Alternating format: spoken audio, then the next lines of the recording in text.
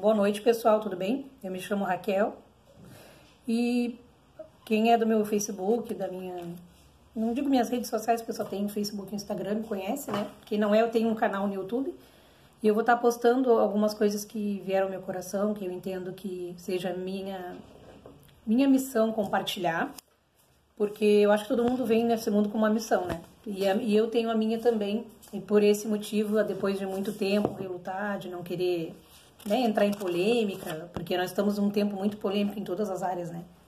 Em todas as áreas, mundialmente falando, né? Ninguém entra num consenso de nada, né? Então, estamos vivendo uma pandemia que teria passado, mas parece que está voltando.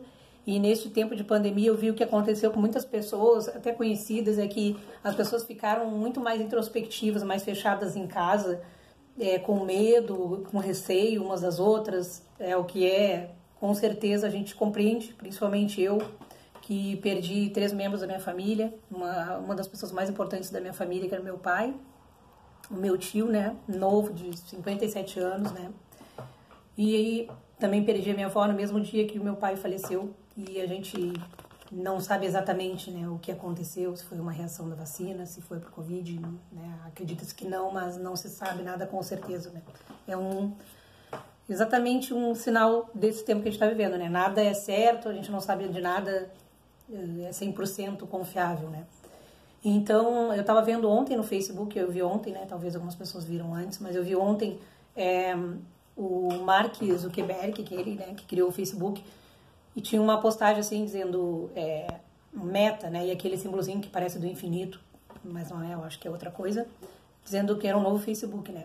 E eu tava lembrando que em meados de 99, eu acho que ou antes, né, o meu irmão vai me dizer depois, que ele comprou uns capacetes de realidade virtual, e depois passaram-se muito tempo, aquilo na época não foi um grande acontecimento, né, porque o mundo não estava aberto ainda para isso, mas já existia, né.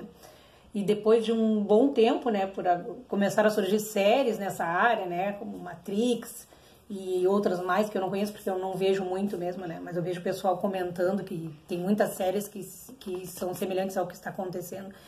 E aí eu fui pesquisar exatamente o que era esse metaverso e esse sistema, né, de realidade virtual usando as redes sociais, que as pessoas vão interagir umas com as outras, vão ter todos os tipos de sensações, inclusive sensações sexuais. Foi o que eu recebi de notícia, né? Pesquisando, lendo.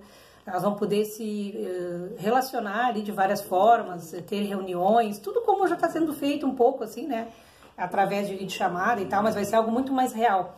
Diz que vai ser algo, esse metaverso vai criar experiências reais a partir de várias ferramentas, né? Dos algoritmos ali, e vai criar essas experiências para as pessoas. Então, aquilo que é a dificuldade da pessoa sair e estar com outras pessoas, elas estão gostando até mais de ficar em casa.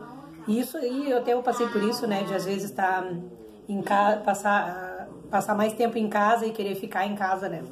Tu acaba ficando acomodado e acaba querendo ficar ali no teu canto, não tendo a necessidade de sair. Foi o que aconteceu com muita gente, né? Então, isso aí vai facilitar muito para essas pessoas que estão com medo, que estão dentro de casa, que acharam uma forma de trabalhar dentro de casa, de estudar, de conviver, cortando cada vez mais os relacionamentos reais, né? O abraço, o aperto de mão, o olho no olho, e isso já me preocupa bastante, porque eu vejo, né, as pessoas ao redor que estão completamente fechadas em suas casas, introspectivas, né?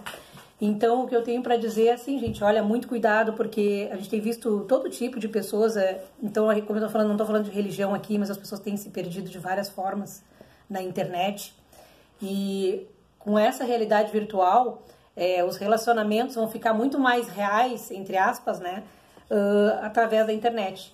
E uma coisa que eu tenho dito, né, para as pessoas que estão com tanto medo do vírus, então eu teria tudo para ter medo, né, pela experiência que eu passei. Eu tive Covid também, mas foi leve, né, mas pela experiência de perda que eu passei, eu teria tudo para dizer, é verdade, vamos ficar dentro de casa, vamos cuidar, mas eu digo assim, olha, podem me criticar, eu não me importo também, porque eu não tô aqui para ficar famosa ou para ser aplaudida por todos, eu tô aqui para falar a verdade, né, para compartilhar aquilo que é verdade, né, que eu creio através da minha crença em Jesus, no Evangelho, que a gente já vai voltar aí, mas principalmente para compartilhar aquilo que eu creio ser verdade. Que as pessoas, elas confessam muitas vezes Jesus, falam que acreditam em Deus, mas elas não seguem a Deus de fato. Elas falam que acreditam em Deus, elas falam que Deus é minha vida, Deus é tudo para mim, o Senhor é o meu pastor, só que de fato elas não vivem, não seguem o Evangelho de Cristo, né? Elas não seguem a verdade, não aceitam. Muitas pessoas carregam a Bíblia, né? A Bíblia católica, que tem alguns livros a mais, né, do que a Bíblia, né, que a gente usa como protestante, evangélicos, muitos falam, né, mas eu prefiro dizer cristãos.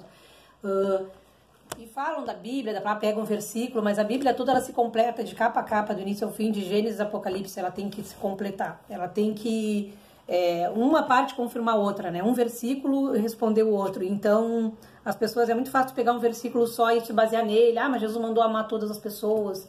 Mas Jesus também repreendia as pessoas, né?